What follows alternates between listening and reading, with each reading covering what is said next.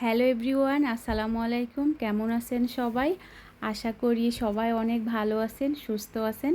তো আমি আজকে ইতালির পেঁপেগুলো দেখতে কেমন হয় সেটাই আপনাদের সাথে শেয়ার করছি। আশা করি আপনাদের কাছে ভালো লাগবে।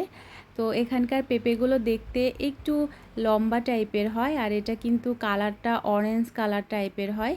আর আমার পেঁপেগুলোও একটু বেশি পেকে গেছে, যার জন্য আমি আস্তে আস্তে করে পিলার দিয়ে এটাকে খুব সাবধানে উপরের চামড়াটা খুলে নিলাম। এখন আমি এটাকে মাঝখান থেকে কেটে নিলাম, দেখেই বুঝতে পাচ্ছেন পেঁপের বিচিগুলো কিন্তু একেবারে কালো হয়ে গেছে, যার মানে পেঁপেটা বেশ ভালো পুক্ত ছিল। আর এখানকার পেঁপেগুলো মাশাআল্লাহ খেতে অসম্ভব মজার হয়, খুব মিষ্টি হয়। এই তো আমি কেটে নিয়েছি, কালারটা কিন্তু পুরোটাই অন্যরকম। তো আশা করি আপনাদের কাছে ভালো লেগেছে। সবাই ভালো থাকবেন, সুস্থ থাকবেন, নিরাপদে থাকবেন। আল্লাহ হাফেজ।